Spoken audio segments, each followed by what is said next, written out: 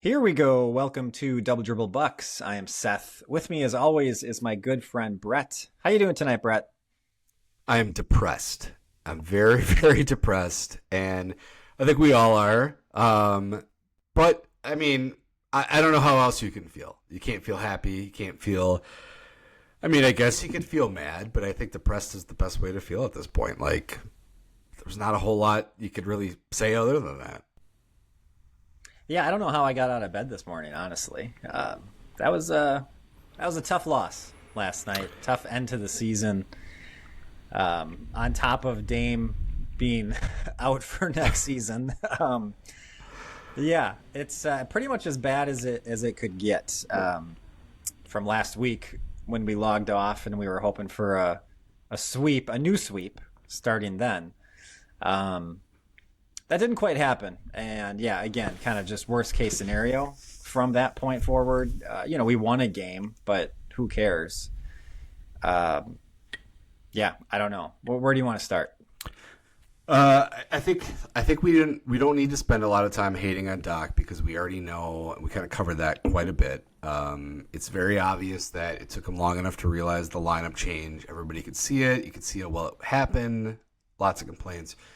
But I guess let's jump into the elephant in the room. What did you think of the end of the game? Giannis's interactions with Tyrese Halliburton's dad and oh no, I'm blanking. I had it. The guy in Indiana, the other player in Indiana, it'll pop into my name. That he had these kind of scuffles with. Did you have any thoughts on that? Because I had a chance to. Oh, Matherin? Matherin, thank you. To watch the press conference, I listened to Thanasis's podcast today, which was very interesting because Who was the guest? It was just him. He wanted to do an immediate reaction to the game. Oh, I should have listened to that. So I have some thoughts on that. But I mean, just like instant reaction, like I don't know what your thoughts were about the whole thing. Yeah, obviously it was pretty bad. I'm not sure what the league, if they've said anything about it. I haven't heard. I've heard a lot of people talk about it, different takes from all the podcasters and everybody. It seems like that the league should have a stance and that they probably already have rules in place, and were those rules broken or not? I would assume that they were. And I'm kind of wondering that maybe they're always broken when a family member kind of goes to celebrate on the court. I'm not, I would assume that that's not allowed. If you're he was literally in the stands. He was behind the hoop at the end there, and then he walks into the court. I'm just assuming that you're not supposed to do that. I mean, what if it was just some random guy? What if it was the guy he was sitting next to, right? And he walked onto the court. Would security, maybe they knew Tyrese. They probably knew Tyrese Halliburton's dad, so that they didn't go get him. But if it was anybody else, they would have gotten him and like kicked him out and not allowed him on the court. So, what did you think? Do you remember the game where the fans got ejected at the Bucks game that were interacting with Bobby during, I think it was the playoffs, and Bobby and the fans seemed to be on the same page as far as jawing with each other, and they kicked both fans out. So I mean, that's like the immediate like. There's something going on with the league having to like have some That's a good consistency point. here. I've seen other situations where the fans get kicked out for. Right. I think I don't know. Maybe it wasn't Luka. It was Russell Westbrook. He got all the time. Someone kicked out because he didn't like what they said to him. So something like that happened. And yeah, that's not even close to what happened here. Sure, the game's over, but I think the main thing in terms of the league point of view is protecting your players. And you have to draw a hard line. And so I would be surprised if they don't come out and do something with some sort of suspension. He can't go to the games, or I don't know. I feel like they do need to come out and do something, because that was completely uncalled for. Going up to another player and basically taunting him. I mean, that's just... You're just asking for trouble. If you're the NBA and you're going to allow that, like what else is going to happen? Sometimes a player at some point, it's honestly, to Giannis's credit that he didn't do anything more, because he is really in the emotion of it. They just blew one of the worst, worst blown leads ever in playoff history. It just happened. He got beat by Tyrese Halliburton to lose the game. Seconds later, this guy's in his face, jawing at him. Like, credit to Giannis that he didn't lose his shit at that point. And if this is going to happen again and again, some player is going to, just take a swing at someone, and it's going to be much worse than what happened here. Yeah. So the big three takeaways that you had to have from Thanasis, which were dead on. He goes, number one, it's a game. He goes, we don't actually hate the Pacers. They're the team that you want to beat, and you're frustrated and, whatever. And it's the same type of stuff. Like, we talk about how we hate Halliburton, but we know he's a good player. And someone had a really great analogy that if he was on the Kings and doing this to LeBron and the Lakers, you'd love him, right? So it's like, yeah, like I hate him because he's good and he's a whatever. But, the problem is, like, I don't want harm to come from him. And I don't want, that's the problem I think that a lot of people don't see. So Thanasis, started with that, and he goes, so the first thought I'm going to have, he goes, think if it was the opposite. Imagine if the Bucks won that game, and Giannis immediately went over to Halliburton's dad and was in his face, and he's like, that's the fucking what we do, and your son's a bitch. Like, they'd be like, what is wrong with Giannis? And then it all came around where he goes, let me understand this. He goes, the Antetokounmpo family seems to be a very great family, very family oriented. They did a lot of sacrifices. They learned through a lot of certain things. So that family is going to be always different than everyone else's family. But the one common thing that I think he had was, if you're watching your kid score what ended up being the game winning layup to clinch the series and advance your team, the first thing that your thought wasn't to go and congratulate him. It was to shove a towel in the face of the competitor. Like, maybe you need to rethink some of your life if your first thought was not, let me celebrate with my son, who just did the greatest thing. Mm-hmm. It's to make fun of the other guy. And to be honest, Halliburton's dad came out and said, I that was wrong of me. I shouldn't have done that. He accepted some blame right away. Tyrese Halliburton right away was like, I don't appreciate what my dad did. That was wrong. And Giannis was like, we talked. We're good. Like, I'm fine with Tyrese Halliburton. That's totally fine. But I thought it was very interesting comments, and I think Thanasis did for anybody that hasn't listened to that podcast, I don't listen to it on the regular, but that episode is worth the listen because it's just them talking about this is a game and this is kind of how you kind of react in those moments. I think the Mathurin one was really interesting, and I do like my comment that they have that old dude at the end of the bench that every game. I don't know if it's just a Marcus Johnson thing because he thinks it's so fascinating, but they always talk about this guy's like a mixed martial artist and all these types of things. It's like, so are you just on the team in case there's a scuffle? Because that's a little weird because I don't know exactly what happened with the Mathurin thing. I haven't heard a lot about that one. Yeah. But I think what happened was Mathurin kind of came at Giannis because they bumped knees.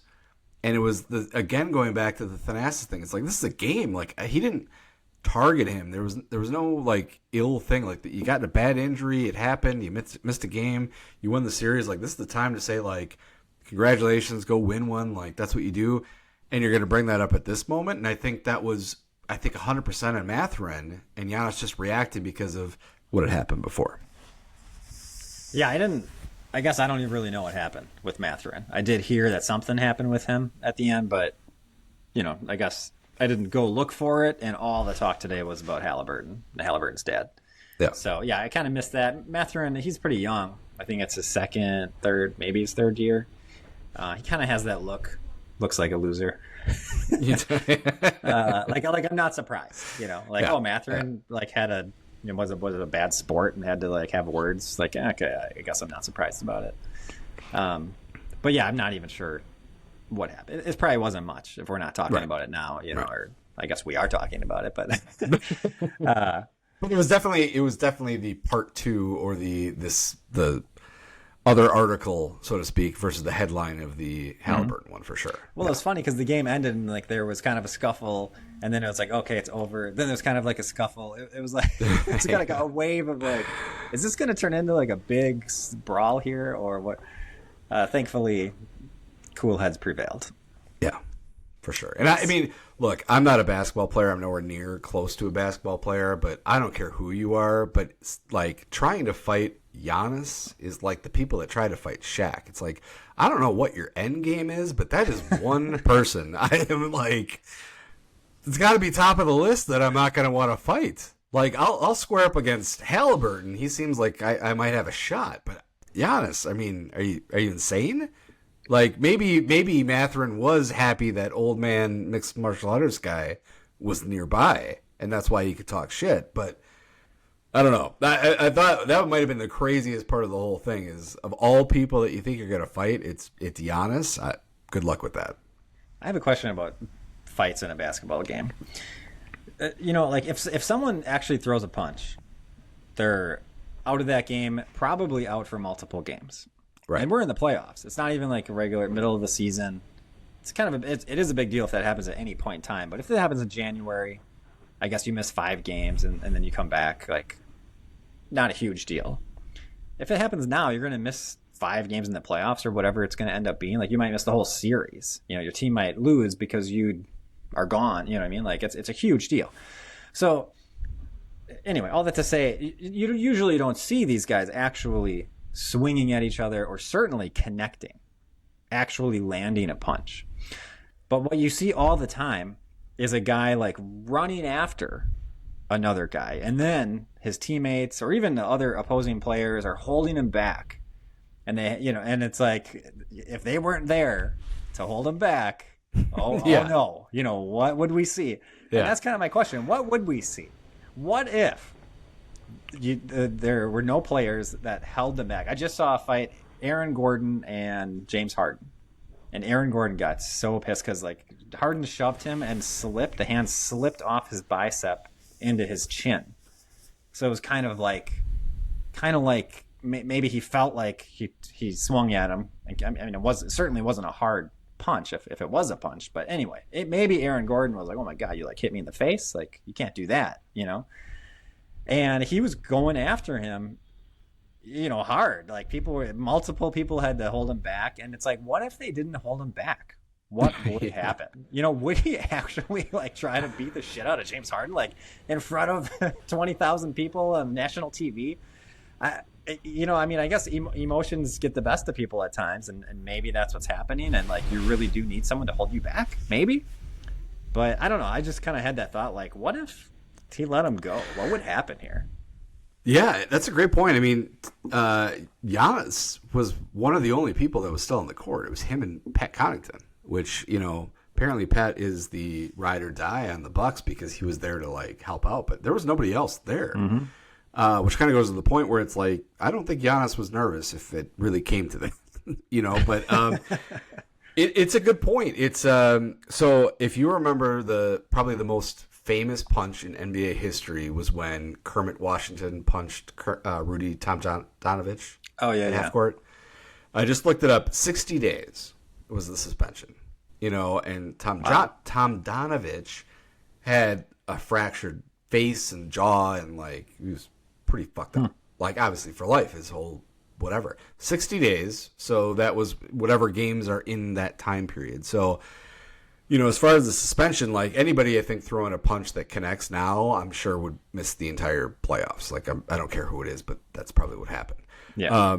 But yeah, I mean, it's a great point. It's like, let him go. I think there's a lot of people that probably in the history of fighting have hoped that somebody would have held him back. And then when nobody did, it was like, oh, shit. Like, now I'm committed.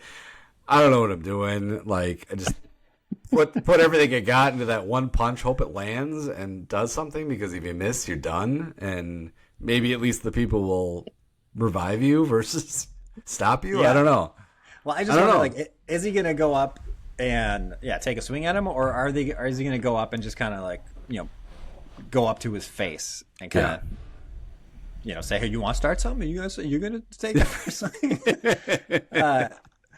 I don't know. There's a lot of ego involved. There's a lot of emotions involved, and I'm just kind of, that's something we'll never quite know probably, but it happens all the time, I guess. That is a There's great question, so many like quote unquote fights, but then everyone holds them back and they don't really fight. And, I mean, they certainly have an opportunity. If they really wanted to punch someone, they could, So that's what makes me think, like, if they were had a free run at someone, they would just kind of get in their face and not throw a punch for the most part.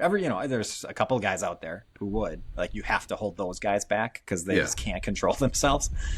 But anyway, yeah. Although apparently Draymond Green in practice, I guess you got to hold that guy back for sure. That's true. That's true. Yeah. I mean, I guess I would only hold someone back if they were like, you're about to get your ass kicked, so I'm doing you a favor, or I've seen you like almost murder somebody, so let's maybe stop that from happening. But other than that, it's like, if you want to go for a fight, man, like, I guess go for it and see what happens. I don't know the situation. Maybe I'm too like logical in the whole thing, where we'd be like talking off to the side, be like, should we hold him back? I don't know. Like, I don't know what they're fighting about, and maybe he's in the right. I don't know. Like, oh, he got knocked out. We should have acted a lot quicker. It's our fault. It's my fault. Yeah, it's my fault. Yeah, we're both to blame.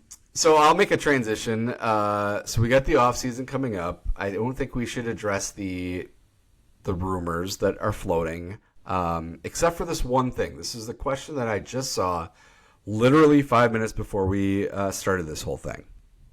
So obviously, I think a true Bucks fan, and I'm gonna emphasize that a true Bucks fan does not want Giannis to leave. And I think the people that are like, I'm a Bucks fan, but I think Giannis should go, I'm sorry, I just don't believe you, because the odds of the Bucks getting another superstar like Giannis is low. I mean, just like any NBA team. So you have a superstar, you keep him. It's always he alone is going to give you your best chance to win. We saw it in this last game where, in reality, who was surrounding Giannis in that starting lineup? A bunch of no-name young guys. Like, so that's the formula. Like, as long as you have Giannis, you can figure it out. So here's the real question, though, with all that being said. If the team that gets the number 1 pick in the draft offers it to the Milwaukee Bucks for Giannis, plus some additional package, so you know you're getting Cooper Flagg at 20 years old, go, Seth Peterson. Wow. Yeah, my initial take is you do not trade Giannis. Because I'm thinking, typically what you're getting back is, let's say, 4 first-round picks and a couple guys. But like you said, it's obviously you're not getting Giannis back, and so you're kind of just hoping that you get the next Giannis in one of those picks, or you get SGA that came over from the Clippers type deal. Yeah, a young blooming star kind of a guy. But I mean, that's such a risk. At that time, everyone liked SGA at that time. He was like, oh, he's a good young guy, but no one knew he was going to be the MVP 5 years later, however many years later. So anyway, the initial take is there's no way you trade him. I think that's really stupid. It's just it's because this next year you don't have Dame, and so you're like, well, it's very, very, very unlikely that we're going to win a championship. I think I expect to make the playoffs, but without that second star player, it's gonna be very difficult to make it to the championship. So people are like, it's a wasted year. I think that's why there's some push, even within Bucks fans that I've seen on Twitter, to do that. But anyways, in general, I think that's really stupid to do that. We've seen so many trades of big name and just big names move from team to team, and it so often does not work. There's no guarantee for all the national pundits who think Milwaukee has no chance and Giannis needs to be on another team. Like, that's wrong. I think it's just as likely that Milwaukee figures it out that Giannis is traded to some team and they figure it out. It's 100%. Not easy to win a championship. Everyone at the beginning of the season thinks Team A is going to be awesome and Team B sucks, and like they're wrong every time. No one had the Clippers being a team that now a lot of people consider as a championship contender. No one had that. So, and this is the Clippers after they decimated their roster, right? They could have freaked out at some point, but they built around, they have a great coach, and they do have a couple of star players, and they were smart about how they built around them. They have an identity with a defensive team, and anyway, so Milwaukee could do that too, and it's just narrative and short-term thinking with people not being open to that. Having said all that, Cooper Flagg is pretty enticing. plus through three other picks or whatever, the whole package. But that part of that package is 19-year-old, I think, Cooper Flagg. Yeah, maybe 19. Yeah. Yeah, actually 18. Yeah, you're right. I think you're right. I think you're right. Yeah. I keep forgetting 1 year in college, and I think he's a young college. He started kid, at 17. Yeah. Yeah. You have to really consider that. Would I do it? On the spot here, I'm going to say no because I want to be loyal to Giannis. But I guess honestly, I would have to think about that more because you're kind of resetting the franchise and getting all these picks back that we don't have control of. We have first round picks, we just don't have control. Like, they're going to be late picks every time because we're swapping picks, and so 2031's our next, we own that pick.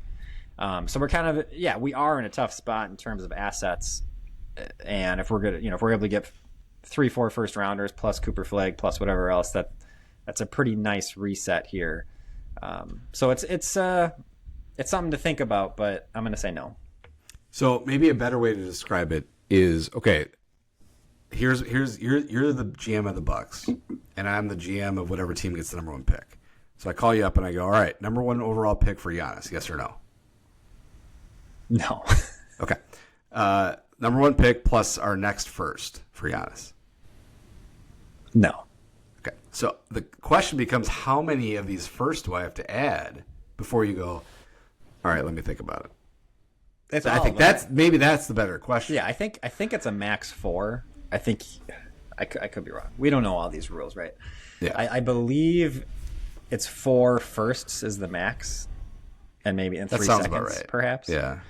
So you start there, and then it's like who else is in here, and I don't know if you have to match salaries, so you need to get 50 million somehow. Mm-hmm.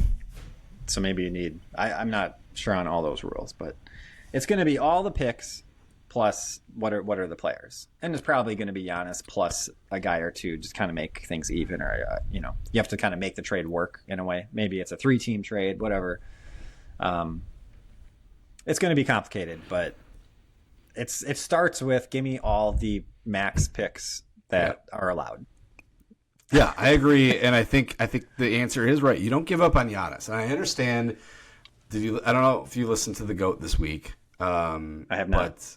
But Ben makes a really compelling argument. He goes, if you're the Milwaukee Bucks, you meet with Giannis and say, look, we want you to be here, but if you want to go, we're happy to work with you. That's how it starts. And he talks about how if Milwaukee as a franchise can continue to sell tickets and, you can always be who you are with Giannis, but realistic title contenders, probably not. He goes, or you can hit the reset button right now and get the max haul you possibly can at this guy. But I think the reality is those aren't the only two options. He almost sold me on the whole thing because it does make a compelling case, and I think those are two very viable options. But the reality is Giannis isn't just a superstar. You're not just selling tickets. Giannis gets no respect as one of, if not the best player in the entire NBA. It's a total difference than being a perennial all-star when you are potentially the best player in the league. I would rather take my chances with the best player in the league every single time than potentially getting 2 perennial all-stars, which doesn't mean anything really anymore. I mean, there's enough people that make it once or twice and can't hold it together. I would rather stick with Giannis and see what happens. And I think what I touched on before is this last game really proved if you get some young athletic people around him, he can do his thing and you can rely on those other people. I don't want to shit on Brook because I think he had one of the best years he's had as a Buck. The unfortunate problem is he makes too much money. He's too old. He doesn't fit anymore. You're too slow. I'm sorry. Thanks for your service. It's time to move on. And there's obviously some other players that, missed the spot that we could talk about. But the reality is, I think Horst had to have seen, all right, young athletic guys surround him with Giannis, and maybe we have a shot. And I think, we obviously are hoping for a coaching change, but even if we don't get that, you kind of moneyball it and say, here's who you got to work with and make him figure it out. Yeah. Giannis is 30, I think, and he takes care of himself as well as anybody. So I don't feel like he's old yet. No. I think he still has a number of years. So right now we have him through 26, 27, 2 more years, and then he has a player option after that, which we'll assume he will not take if he's playing well, and he's going to get another big contract. So I think it's too early. If you're thinking of it as like we need to hit reset on the team, like make sure you sell high, like there's a number of guys where you wait too long. Like Bradley Beal is a great example, where they were talking about, like, they being national pundits, we're talking about trading Bradley Beal for like 2-3 years. Like, hey, Washington, like trade, and it was Washington. Of course they should have traded Bradley Beal. Like, they had nothing going on, and they waited and they waited and they waited, and then he wasn't nearly as valuable because of all the injuries and everything. And so people are kind of saying maybe the same thing with Giannis, like, hey, he's getting older, and he's going to drop off in production, and whatever else happens, trade him now, full highest value, peak value, and or if you wait, you're not going to get much for him. I would take my chance. I think he's still young enough, in shape. He looks amazing. So he's got 2 more years on this deal. I think you extend him.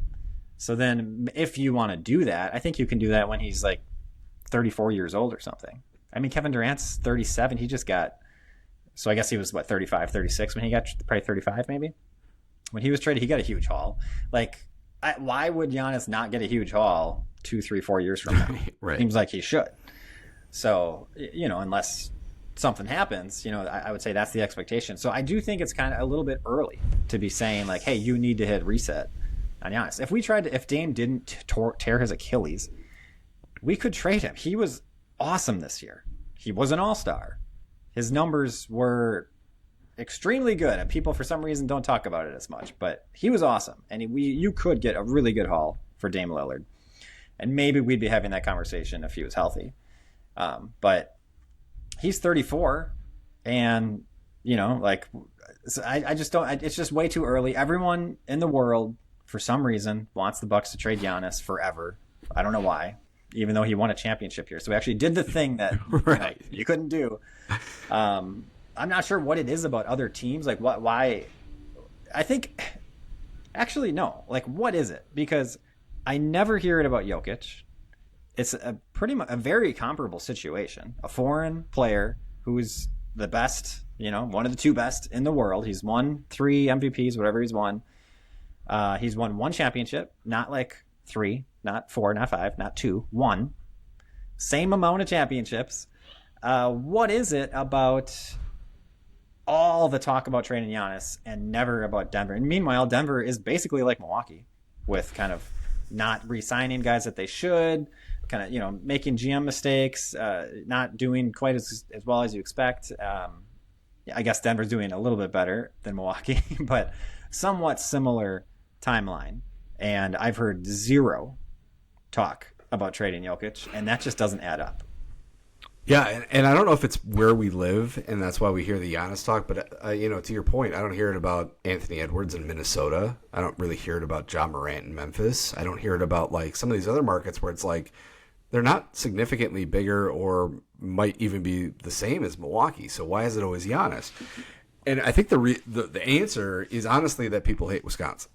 And it really is. And you missed it this draft weekend, but Mike Greenberg, who is now on my shit list, posted a picture that he was at a diner in Green Bay. Okay, let's focus on the fact real quick that I said diner. Okay, so he took a picture of himself and Booger McFarland, and he goes, "I asked for an almond milk latte, and we haven't stopped laughing since." And people on Twitter were like, "Hey, Mike Greenberg, go fuck yourself." And we're like, who comes into town and makes fun of us like we're a bunch of fucking morons? The reality is like, you now live in New York, and so you think the whole world revolves around the Knicks and the Lakers in the basketball world. Same thing as like, oh, you assume people are talking about your shitty fucking Jets, the shitty fucking Giants, or anybody that's in California. But the reality is nobody really cares about that. You're just an idiot. So everybody was just like, you sound like a coastal elite and you have all these problems. And I think that's the problem is you have these, if you can get these again, I'm going to go back to the fact that I'm more and more embracing barstool sports.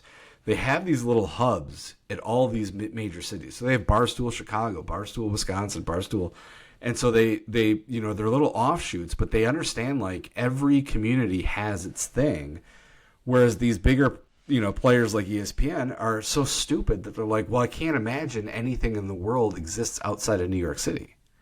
Like they can't imagine. They assume that we only have like Applebee's, diners, and we just eat curds and brats on our driveway. That's all we do. But it's like there's multiple billionaires that live in Wisconsin. Like we have like theaters and we have museums and like what the hell's wrong with you? So long-winded answer, but I had to get off my chest. The reality is the reason Giannis is being talked about in these trades is because people cannot believe, and I genuinely believe this, cannot believe people would willingly live in the state of Wisconsin. And if you're one of the best players in the world, they're like, you gotta leave. Like, I don't understand how you could live there. They somehow give a pass to Iowa and Idaho and all these other states that are probably also, smaller communities and little things like that. But it's like, for some reason, Wisconsin hatred is just at an all-time level. What's so great about Michigan compared to Wisconsin? That everybody in Michigan, that's okay to stay there, but you go to Wisconsin, get the fuck out. What's wrong with you? Yeah, I know. I just want it to be. I understand the excitement, especially from a national writer perspective of having a narrative and writing the story and being excited about a huge name player changing teams. That's always like a really fun story to talk about. You can follow it for months, for the whole season, kind of what's going to happen here. So I can see why they want that to happen and then why they're so quick to talk about it. But I just want it to be fair. Like, okay, we'll have those when Denver fires their head coach. I want to hear about it. I want to hear about blowing it up. I want to hear about trading Jokic and getting everybody and reworking the roster in Denver. So, yeah, we avoided it for a couple of years because we won the championship. And now we're just right back where we were before 2021 with that whole narrative. Well, it's interesting, and it goes back to our earlier conversation about why you wouldn't trade Giannis because he is arguably the best player in the league. The Lakers just got fucking Luka Doncic. And the thought process isn't how far can that team go with him. It's, well, maybe Giannis can join the Lakers. What are you talking about? Like, you just got one of the best players in the league, and you're already switching narrative to like, well, maybe Giannis will go to the Lakers. What do you want, you greedy fuckers? Like, come on. Like, how many people, like, you got LeBron at the end of his career, so you're getting the ticket sales, and everybody wants to check out LeBron before he retires, like, 100%.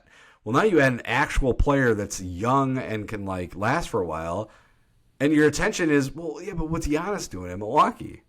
Like, that's your sign right there. Like, there's nothing that you can offer that's going to, match who this guy is. He's its own thing. He's always going to be an MVP candidate. You're always going to be in contention when he's there. It's not like we missed the playoffs. Like, we've had some turbulent times, I think, with the head office. I fully expect Doc to get fired. I expect Horst to hire the guy that he wants. He just got extended. He's got the most job security in the entire building. That's what's going to happen. And I think when that happens, all these talks are going to be gone, and you're going to find the right coach, and things are going to make sense. Yeah, how about Horst getting that extension? That was encouraging. At least I like it, but it's especially encouraging because it just kind of tells me that they're kind of choosing Horst over Doc. Like, Horst is the direction we want to go, and hopefully it means we're going to put more trust in Horst. This is your show. We're not going to try and steal it from you. My bad. We were wrong. I get it now that I'm not the GM of the team, and I don't know quite as much as you. And here you go. We're going to extend you. We're going to give you the money, and we're going to let you, honestly, take this really difficult job and try to make something of it, which I think is possible. And I'm glad we have Horst to do it. I think he's one of the better GMs. He's done some creative things in the past that I haven't expected. So I think he can, and he has more room than he's had in the past couple of years. There is some, space here to sign a guy. I don't know who's available on the free agency market, but last year we literally couldn't do anything. We only could sign veteran minimum guys. Like, that was it. So we are not in that same situation. Yes, we do not have Damian Lillard for most, if not all, the season. But at least with our roster, we can make some moves and improve it again. We did improve it, I think, from the year before. I think we can improve it again. And if we, on top of that, you throw in a competent coach, we could be a pretty feisty team. Again, look at the Clippers. Everyone said their roster sucked.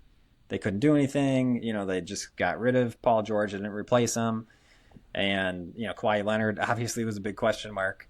But no one was expecting the Clippers to do anything. And yet, here they are, the 4 seed in the super competitive West. So it is possible. Look at Houston. Houston, I mean, they have a bunch of young guys, but they sucked like 2 years ago. They were terrible. Terrible. And so, yeah, a lot of it's young players developing, but a big part of that is getting a really good coach who knows what he's doing and creating a defensive identity. In addition to, some of those guys like Ahmet Thompson. Wow, he looks better than I ever thought he would, actually. But anyhow, it can happen, and it can happen in a short time. Like Houston, again, 2 years ago sucked. So who knows what this roster is next year or who's coaching it? What if Andre Jackson plays more minutes and is good? Huh? What if he's part of a defensive identity, a team who causes more turnovers and is fast upper tempo and just like a totally different, and if Giannis is playing point forward Giannis, that's the kind of thing that I kind of expect to see, honestly. So it can happen. It can look a lot different. I don't even know what our offense was half the time the past year and a half with Doc. That I think coaching is like 80% of this. We can look so much better with a competent coach, and then a few player changes here and there. I think we could be a really fun team. I'm excited for next season. I don't think we have a good chance at winning a championship without Damon, for paying $55 million to a guy who can't play. But we could beat the Pacers. How about that? Can we? If we match up with the Pacers next year, we better beat them. That would be a nightmare to lose three years in a row to the Pacers. Yeah, I think so. Number one, I wouldn't count Dame missing the entire year entirely. The closest comparison we have is Kobe Bryant, which, Kobe was one of the best. But he was on the court 8 months after rupturing his Achilles. So if he was on in 8 months, like, I could see Dame being back after the All-Star break. Now, it's not a ton of time. You would have to have a team together before that, but it's not impossible.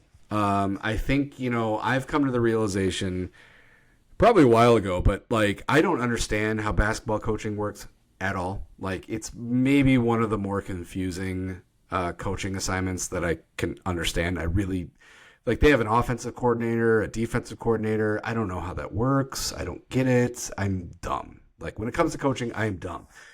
At the same time, I know 100% of the problems that caused the Bucks this year were due to coaching, and the fact that the things that I do know about the coaches, lineups and adjustments in game and, setting kind of the general identity of the offense and the defense does come from the coach.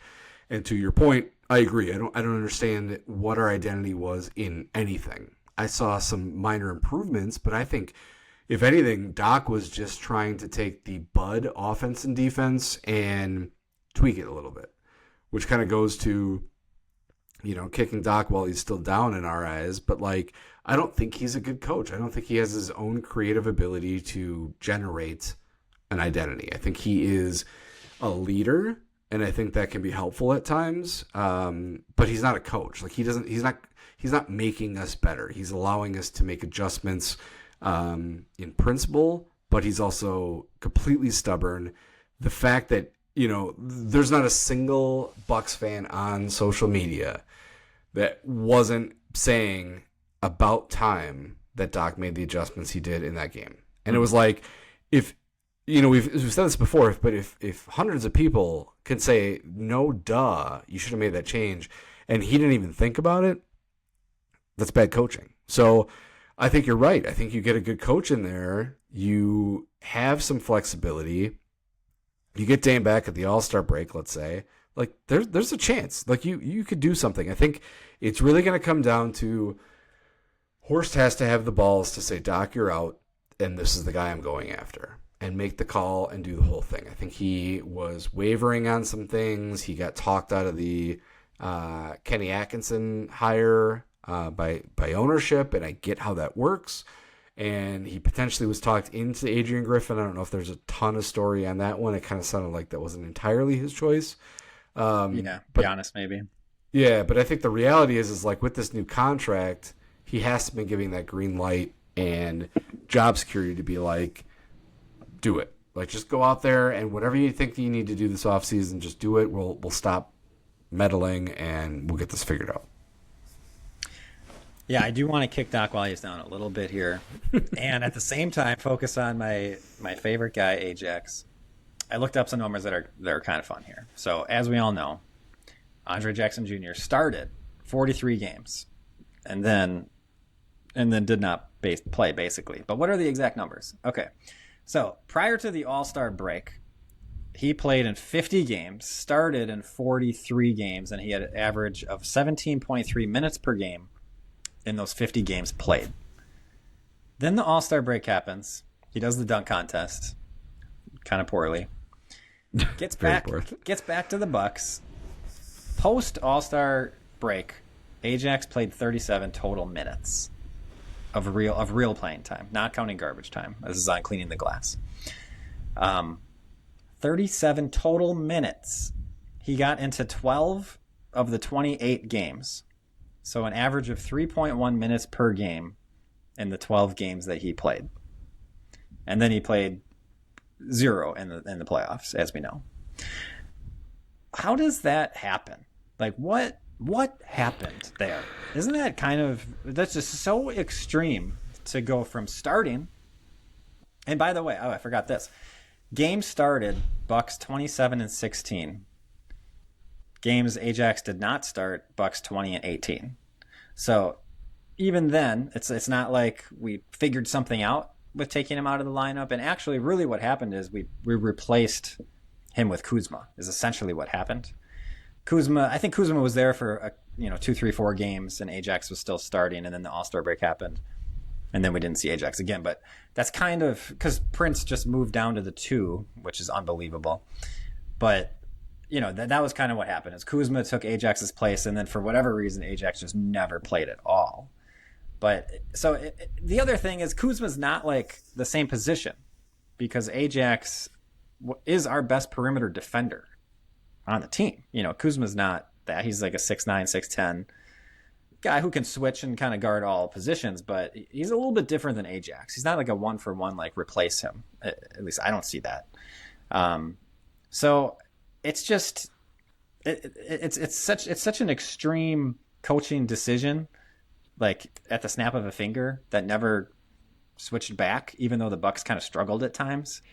And then you play a Pacers team where perimeter defending is really important, and we keep letting Halliburton into the lane, and you don't play him the whole series. It's just like, I don't know. I feel like something happened.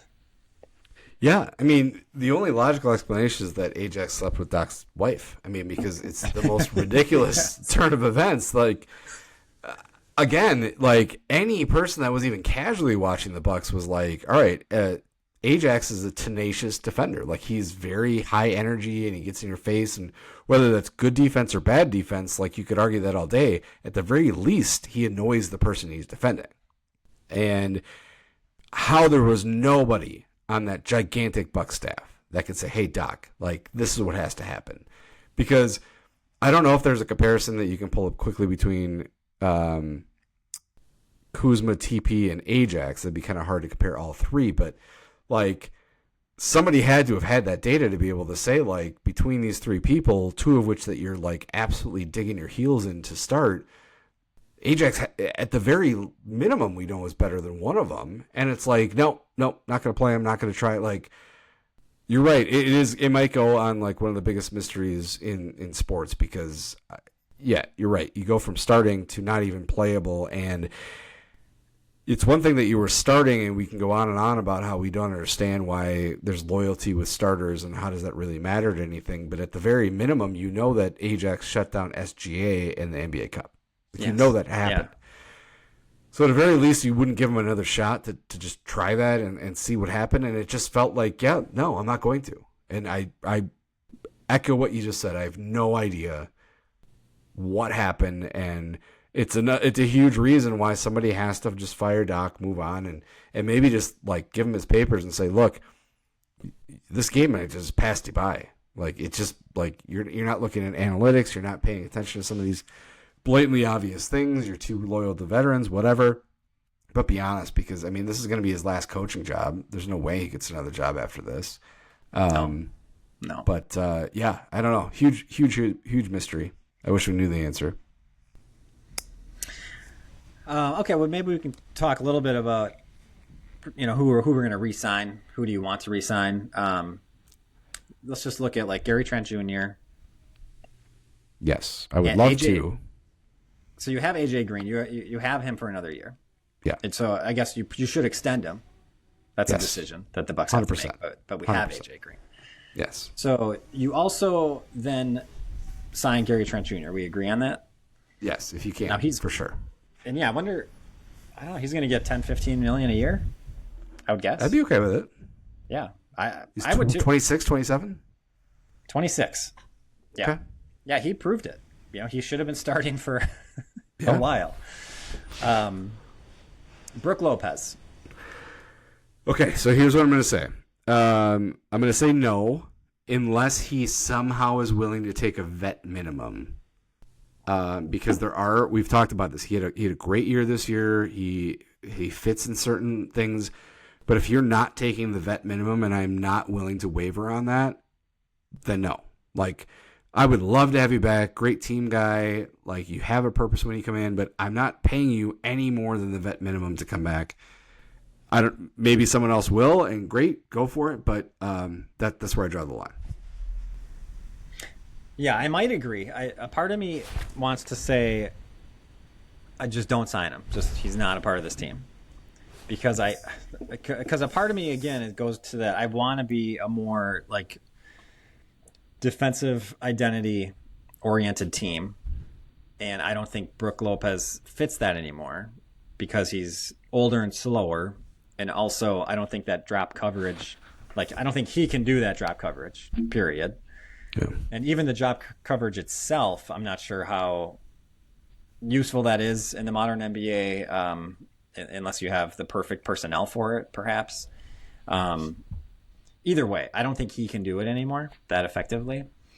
And I want to change the defense. I want to be like a Houston defense, or I don't know. We have some fast athletic guys, and I kind of want to focus more on that, and I want the center position to be that. And a lot of these centers can shoot threes now, and they take you to the perimeter. So a guy like Jericho Sims is awesome for that. If Sims could also do something on offense besides dunk a alley-oop, that would be nice. So that's kind of the problem with Sims. But Sims on the defensive end is awesome. That's what I want.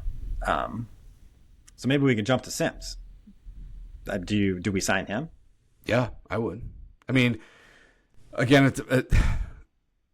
let's maybe say this. Like, Gary Trent, I'm willing to pay him what he needs to get paid. Brook, I'm willing to resign at a vet minimum, which again, I agree with you. I don't like the identity, but I think he can serve a purpose if he's not eating up any money at all. Be the Liam Robbins on the bench or something, understand your role type thing. You'll get your jersey retired as a Buck and stick around and just be whatever. Sims, I would like to have back, very much so. But if he's expecting Gary Trent money, no, I'm not paying you that. You haven't given me enough for that. But I'm willing to give you AJ Green money. AJ Green that? Signed a 3-year, $6.3 million. So he's $2.1 million a year. Yeah. I would sign Sims to that for sure. Yeah, something, so that's basically the a couple $1 million, but low risk, high upside. That's what I would do. Yeah, if he comes back on the vet min, I think it's a no-brainer. You got to take him and give him opportunities. See who he can become. How about Ryan Rollins? I think he's restricted. I think we can match. Yeah, I mean, I think I would do the same type of Sims thing. Like, I'd give him a AJ Green contract, like something small, not a big commitment to it. He had flashes. I don't think the consistency was there. I think he was a great defender. His offense was pretty streaky. So again, yeah, if we're talking about some minimum money, then yes. But I will add that he, at this point, like Gary Trent is in his own little category, and Sims and Rollins are in that little pool of like, yeah, if the money makes sense, I would love to have him back. Yeah. Yeah, I think with Rollins, I mean, what I love about some of these guys is just how young they are. And like, who knows what they're going to become. I mean, so Rollins is 22. Andre Jackson Jr. is 23. KPJ we haven't talked about yet. He's 24. AJ Green's 25. Gary Trent's 26. So they're all relatively young. Gary Trent, I guess, getting up there a little bit at 26. But I mean, I guess who Gary Trent Jr. is, I guess is what I'm saying. And you kind of know who AJ Green is, but AJ Green could get better, I feel. Oh, yeah. I don't think we quite know for sure. AJ Green. Gary Trent Jr., I think we just know who you are. This is who you are. You're a solid guy who can go off and hit 9 threes in a playoff game. And you're kind of feisty on defense, but not not the best. Maybe you're an average defender, I would say. But I like his energy that he brings. So yeah, Rollins, he's long. I think he can. I think he could really be a good piece on a deep defensive team where you're not going to lose defense with Rollins coming off the bench, kind of a thing. And you need a backup. I mean, I guess people say he's not a point guard. I mean, he played point guard, but so if he can play point guard, then that's another reason to keep him as like a backup point guard. And then this next year without Dame, you kind of need that. It's yeah. And I guess the last guy is KPJ. I mean, so KPJ and Rollins are really our only 2 point guards, and they're both like not signed. So are we just signing those 2 guys? Are we going out and finding a point guard on the free agent market? Kind of curious what's going to happen there, because obviously you're without Dame for at least minimum half the season.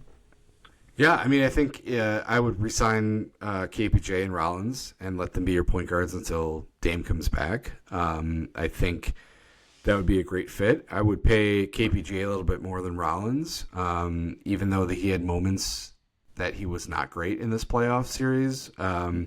He's been amazing since we got him. And I would bet on him having some nervousness and some, he really hasn't been playing in the league. We've talked about this before. Like, what he did, he brings energy like a Bobby Portis. He's got amazing defense where he has these bursts. I don't think he's like an Eric Bledsoe shot hog. He has a shot, but I think he knows his role with that. I would very much like to have him come back. I'm not paying him Gary Trent money. No. I think that's clear, but yeah, I would love to have him back as well. I think I would sign most of these guys. It's a challenge being a Bucks fan. I think, not to call out all Bucks fans here, but like, you have to have optimism for this team, like you pointed out before. Like, we have some young guys. Like, there was some really great moments here. Like, I don't know. I don't think we're that far away from a championship, like some people say. Yes, you have to. First of all, always be optimistic. Otherwise, like, why even be a fan? You know what I mean? Right. Like, you have to. Right. If you had no optimism at all, then it's going to be tough. So, and thankfully, at least for now, we have Giannis Antetokounmpo on our team. He's one of the best players of all time. He's amazing. His attitude is as good as it gets. Such a fun guy to root for and be the leader of your team. So, like, we're lucky to be a Bucks fan still, even though we've had kind of a depressing 2-year run here.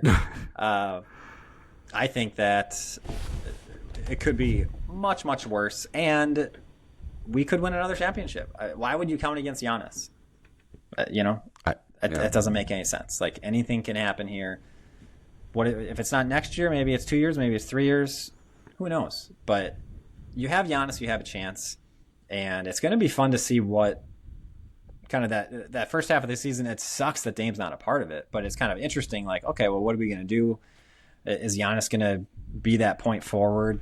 Is that going to kind of maybe help some other guys become, better than they otherwise would have? Who's going to be like Dame's, the backup to Dame is now getting full playing time. And now they're going to, so maybe it's like Rollins, let's say. Now he's going to become like a legitimate, pretty good player because he has this opportunity in front of him. So there are some good things that could come from this terrible injury that Dame has. Sorry, did you ask me a question there? I thought you just ended your statement. When you paused, I was like, wait a minute. I don't think you asked me something, but maybe you did. I did not ask you a question. I just okay. Threw it back to you. Take it where you want to.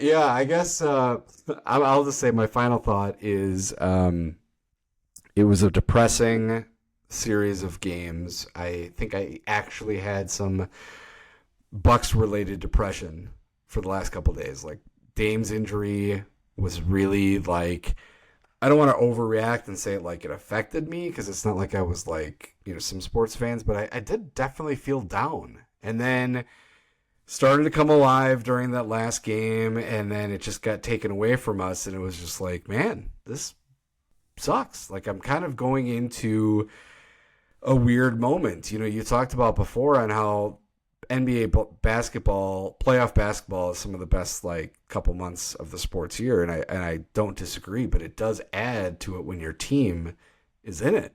Mm-hmm. So when your team's out, it's just like, oh man, the NBA is still going to be fantastic to watch. There's going to be some great games, great series. It's less exciting than it was before. And then, as a Wisconsin sports fan, it's like, yes, you can watch baseball. It's not my sport, so I'm waiting until the Packers come. So it's like, it's that depressing feeling where it's like, wait a minute, it's not even May. Football kind of starts in September. Like, shit. Like, that's kind of a long time for to be a homer fan of two of your big sports. So, but with all that being said, I still remain optimistic. I think that the Horst signing is the biggest takeaway, that was amazing. It shows this power struggle between ownership and the GM, and the coach has been settled. It's the GM, who was what we kind of always hoped would be the answer here. And I have faith in him. I think he's done a lot of things that we have been surprised about. So I have a lot of faith, and I'm looking forward to seeing what he does. Yeah, I do have one more stat here that I should have mentioned when we were kicking Doc when he was down. that I think it's just a good one here. So, even though we're going to relive our nightmare, the Pacers trailed by 7 points with less than 40 seconds left in the game, and they won. NBA playoff teams in the last 20 years were previously 0 and 1,176 when trailing by 7 or more points with 40 seconds or less remaining. Okay, so that's bad. Now, that might be more than bad. That's fucking terrible. The next worst failure of losing a 7+ point lead in the playoffs was Doc Rivers. And he did it with 45 seconds left. So the only 2 times that it's ever happened in less than a minute, being up 7 or more with less than a minute and losing. Both times Doc Rivers was coach. So I'll give a quick shout out to Kith Conrath, that he talked about the Jimmy Haslam effect.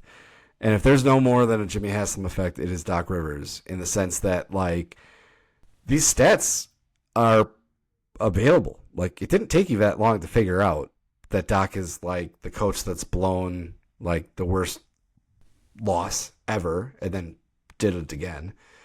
It's very known that he notoriously has lost 3-1 series leads multiple times. And yet it was and he was not even an active coach. There's no way that GM John Horst was yeah, that's the guy. Like, there's He no basically way. he didn't want the job. He was like, "What are you guys doing? Yeah. Asking me to coach this team? Yeah. Why are you doing this?" He was like against it happening, and then was like, "I Yeah. guess I'll do it." And then we learned that he gave up on that season, and he was only coaching for like the next season at some point. 100%. I forgot his comments that he made, but he made comments that basically said that. Yes. And it's like, oh my God, yeah.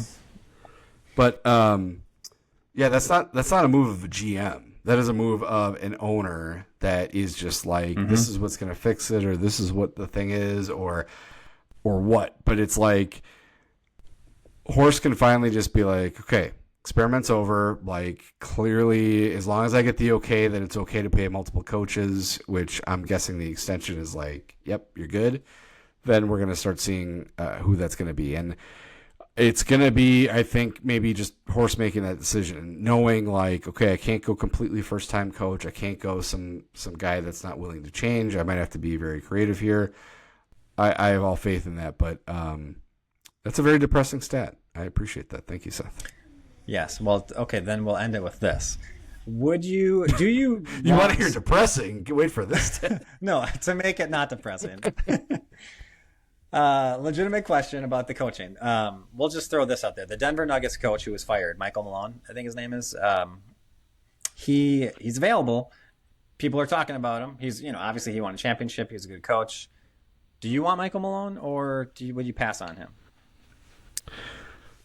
That's a great question. Part of me would say, yeah, let's give him a shot. I think Denver completely turned around under him, and I think obviously Jokic was a huge part of it. I mean, I'm not going to lie about that, but I think, coaching had something to do with it.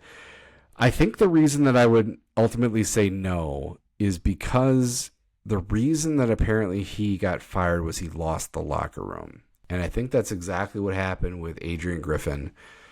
And we can't deal with that again. So you need somebody that's going to get the respect of the team, but be that player coach that can like keep the locker room together and understand like we can have player only meetings and we can do this type of thing. So yeah, I'm gonna ultimately say no. Maybe we can get why can't I'm blanking on his last name. Taylor Jenkins was the Memphis coach. Yeah, I'd be okay with that one. You're thinking about somebody else?